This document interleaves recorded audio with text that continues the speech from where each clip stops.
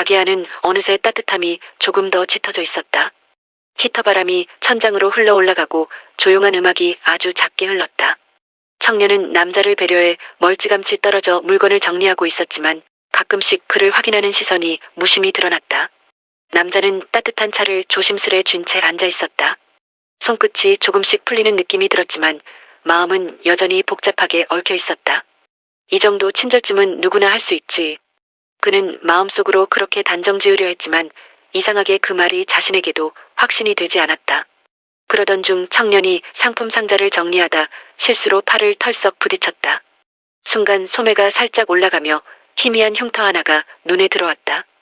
꽤 오래된 듯 보였고 찰나였지만 남자는 그것을 놓치지 않았다. 무심히 외면하려 했지만 눈이 다시 그 자리를 향했다. 그는 일부러 담요를 고쳐 잡는 척하며 낮게 말했다.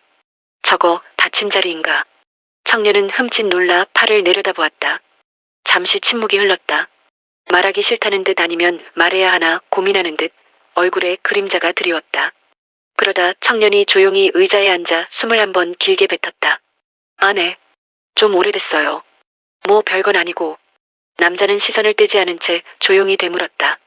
별거 아닌 흉터는 아닌 것 같은데. 청년은 고개를 살짝 떨구며 얇게 웃었다. 그때는 제가 좀 어렸고 집안 형편도 안 좋아서 별일이 다 있었죠. 뭐 누가 위험했는데 제가 그걸 막다가 좀 다친 그런 정도예요. 남자의 눈빛이 그 말에 아주 미세하게 흔들렸다. 청년은 잠시 말이 끊긴 틈을 메우듯 손을 비비며 다시 말을 이어갔다. 그 뒤로 그냥 그런 생각이 들더라고요. 내가 조금이라도 움직이면 누군가가 안 다칠 수 있다면 그게 맞는 거구나. 그 말은 가벼운 설교처럼 들리지 않았다. 오히려 자신도 잘 이해하지 못하는 마음을 조용히 고백하는 듯한 어조였다. 남자는 눈을 가늘게 뜨며 물었다. 그때부터 사람 도와주는 걸 습관처럼 하는 건가? 청년은 쑥스러운 듯 고개를 끄덕였다. 뭐 그렇다고 할 수도 있죠. 사실 저도 완벽한 사람 아니고요. 짜증 많이 내고 화도 자주 나고. 근데 조금이라도 힘든 사람 보면 그냥 제 마음이 먼저 움직여 버리더라고요. 남자는 그 말에 숨이 아주 짧게 끊기는 느낌이 들었다. 그 말투가 마치 오래전 자신의 젊은 시절을 복사해둔 것처럼 들렸다. 가난했던 시절, 자신도 누군가를 돕고 싶어서 움직였던 기억. 그러다 지금처럼 성공하고 나서는 더 이상 그런 마음을 자주 떠올리지 못했다는 아쉬움. 이런 마음을 가진 사람이 내가 생각하는 그 아이의 곁에 있는 건가? 청년은 다시 묻지도 않는 말을 내뱉었다. 사람이 약한 사람을 그냥 지나치면 그게 더 마음에 걸리더라고요. 누군가는 도와줘야 하잖아요. 남자는 순간 고개를 아주 천천히 들어 청년을 바라봤다. 사위라 부를지도 모를 이 남자의 말에서는 어쩐지 거짓이 느껴지지 않았다. 누군가 가르쳐서 만들어진 선의가 아니라 시간과 상처 속에서 스스로 세운 가치 같았다. 그러나 남자는 여전히 일부러 표정을 굳히며 물었다. 그렇게 살면 많이 힘들지 않나? 청년은 웃으며 고개를 흔들었다. 힘든데요. 근데 그게 저더라고요. 누굴 도와주면 나중에 후회가 덜 남더라고요. 말끝이 가볍지도 무겁지도 않았다. 그저 사람이 진심을 말할 때의 담담함이었다. 남자는 말없이 청년을 바라보다가 아주 천천히 시선을 내렸다. 손끝에 닿은 담요가 조금 따뜻해져 있었다. 여기까지 오면서 마음속에 쌓아두었던 의심, 불만, 시험하고자 하는 욕심이 조금씩 모양을 잃고 흩어지는 것 같았다. 청년은 자리에서 일어나 작은 난방기를 조절했다. 여기 조금 더 따뜻하게 해드릴게요. 손이 아직 차가우시네요. 남자는 그 말 한마디에 목구멍이 약간 메어오는 걸 느꼈다. 시험하려고 온 자신이 도리어 따뜻함을 받고 있다는 사실이 마음을 거세게 건드렸다. 그는 담요 안에 손을 깊이 감추며 흔들리는 숨이 들키지 않도록 고개를 숙였다. 청년은 그런 그의 모습에서 무언가 느꼈는지 조용히 말했다. 오늘 많이 힘드셨죠? 추우셨을 거예요. 좀 쉬고 가세요. 그 말은 마치 오래도록 혼자 버틴 사람에게 건네는 따뜻한 위로처럼 들렸다. 남자는 눈을 꼭 감았다. 딸이 말해주던 좋은 사람이라는 설명이 이제야 가슴속으로 천천히 깊게 스며들기 시작했다. 시간이 얼마나 흘렀는지 가게 안 공기가 조금 둥글게 식어 있었다. 히터의 따뜻함도 조용히 흘러나오는 라디오 음악도 두 사람 사이의 감도는 묘한 정적을 전부 덮지는 못했다. 청년은 정리를 마친 뒤 남자가 아직도 담요를 꼭 쥔 채 앉아있는 것을 보며 의자를 하나 끌어와 조심스럽게 앉았다. 어르신 조금 괜찮으세요? 혹시 어디 불편하신 데라도? 남자는 고개를 숙인 채 여전히 대답이 없었다. 청년은 걱정스러운 표정으로 한참을 기다리다가 물컵을 다시 건네며 말했다. 따뜻한 물이라도 좀 드세요. 몸이 얼었으니까 천천히 쉬셔도 돼요. 남자의 손끝이 아주 작게 떨렸다. 그것은 추위 때문도 나이 때문도 아니었다. 지금까지는 청년의 진심을 확인하기 위해 몸을 낮추고 말을 아끼며 그저 낯선 노인 역할을 연기하고 있었다. 하지만 그 연기가 더는 유지되지 않을 만큼 마음이 뒤틀리고 있었다. 그는 숨을 아주 깊게 들이쉬었다. 쉽게 결정을 내리지 못하던 시간이 길어지면서 가슴속에서 뜨거운 무언가가 계속 올라오고 있었다. 잠시 후 남자가 천천히 고개를 들었다. 그리고 그 순간 청년의 눈이 크게 흔들렸다. 모자 아래로 내려앉은 얼굴이 이전과 다르게 보였다. 단순한 노숙자의 얼굴이 아니었다. 청년은 어딘가 익숙한 느낌 속에서 혼란스러워했다. 어르신, 괜찮으시죠? 남자는 떨리는 숨을 삼키며 입술을 열었다. 미안하네. 자네한테 정말 미안한 짓을 했네.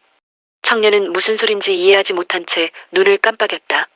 예, 무슨 말씀을요? 남자는 모자를 천천히 벗었다. 엉킨 머리카락 사이로 드러난 얼굴, 표정, 눈빛. 그제야 청년의 얼굴이 굳었다. 가슴이 한번 크게 눌리는 듯한 충격이 스쳤다. 아, 혹시 설마. 남자는 더 이상 피할 수 없다는 듯 정면을 바라보며 말했다. 자네가 생각하는 그 사람 맞네. 내가 자네 장인 될 사람일세. 순간 가게 안의 모든 소리가 멈춘 듯했다. 히터 소리도 라디오 음악도 바깥의 바람 소리조차 멀어지고 오직 서로의 숨소리만 고요한 공기를 가득 채웠다.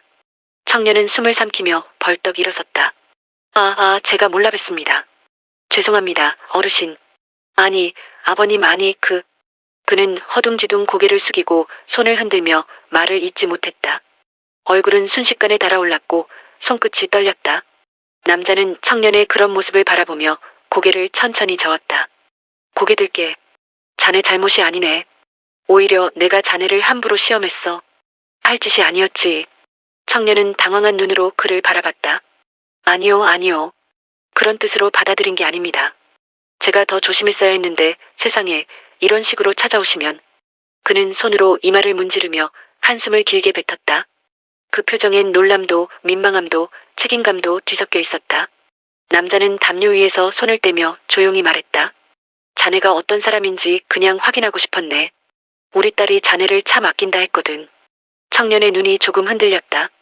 저 그분 정말 좋은 분입니다. 제가 더 잘해야 할 사람이고요. 남자는 아픈 듯 짧게 웃었다. 그래. 그래서 더 겁이 났던 것일지도 모르지. 내 딸이 행복해야 하니까. 청년은 그 말에 서서히 고개를 숙였다. 남자의 눈빛에서 지금까지 숨겨져 있던 부정과 후회와 두려움이 함께 읽혀졌다. 그는 그제야 이해했다.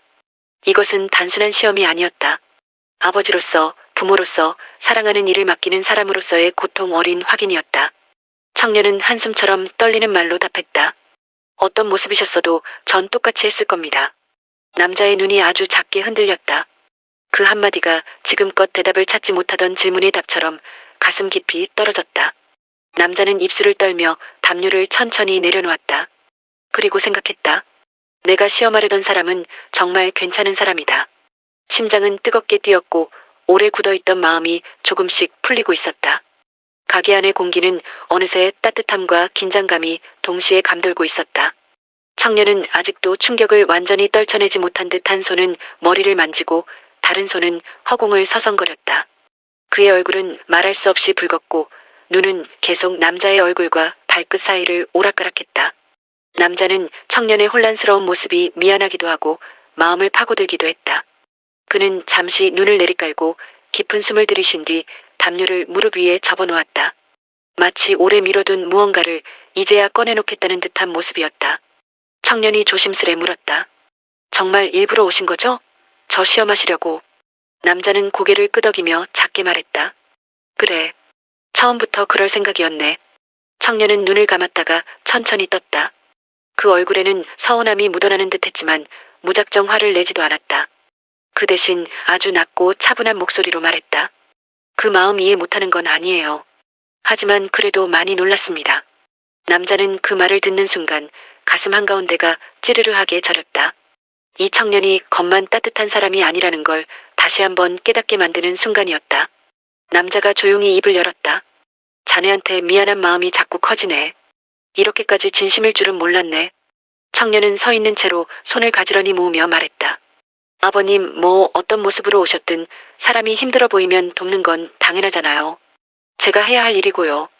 그 말이 남자의 가슴에 그대로 내려앉았다. 청년의 목소리는 흔들리지 않았다. 그 흔들림 없는 마음이 남자의 마음을 오히려 더 흔들어 놓았다. 남자는 그제야 담요에서 손을 떼고 천천히 자리에서 일어났다. 그러나 곧 이어지는 행동은 누구도 예상하지 못했다.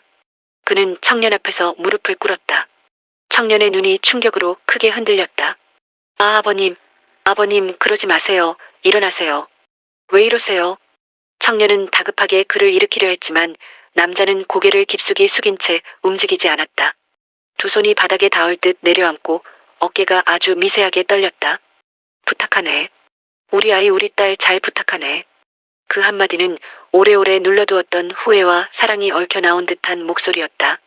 떨리고 애틋하고 간절했다. 청년은 더 이상 그 모습을 보고만 있을 수 없었다. 한꺼번에 밀려온 책임감과 따뜻함이 목끝까지 차오른 듯 그는 떨리는 목소리로 말했다. 아버님, 제 평생을 걸고 지킬 겁니다. 무슨 일이 있어도요. 그러니까 제발 일어나세요. 그는 양손으로 남자의 팔을 잡아 힘껏 일으켜 세웠다. 남자는 일어나면서도 눈을 쉽게 들지 못했다. 그러나 청년이 그의 어깨를 받쳐주며 조용히 말했다. 감사합니다. 이런 말씀까지 하실 줄은 몰랐습니다. 그제야 남자는 조금씩 눈을 들었다. 청년의 표정은 거짓이나 부담이 아닌 책임과 진심이 깃든 표정이었다. 그 표정에서 남자는 오래 두려워하던 무언가가 녹아내리는 걸 느꼈다. 그가 떨리는 목소리로 말했다. 자네 정말 고맙네. 딸에게 이런 사람을 만나게 해줘서. 청년은 숨을 가다듬고 조용히 고개를 숙였다. 오히려 제가 감사할 일입니다. 그분 참 따뜻한 분이에요. 저 같은 사람 만나줘서 제가 더 감사하죠. 남자는 그 말을 듣는 순간 오래도록 굳어있던 마음이 완전히 풀리는 듯했다.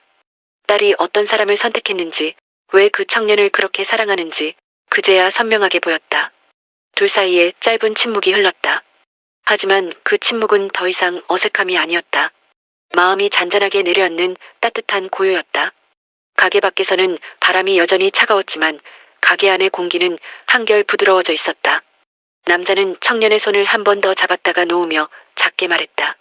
이제 믿겠네. 자네라면 괜찮겠어. 청년은 조용하지만 확고한 목소리로 답했다. 지켜보시면 후회 안 하실 겁니다. 그리고 그 순간 한겨울의 매서운 바람 속에서 시작된 짧은 인연은 따뜻한 가족의 첫걸음을 조용히 내딛고 있었다. 감동 이야기 계속 나누겠습니다. 구독해주세요.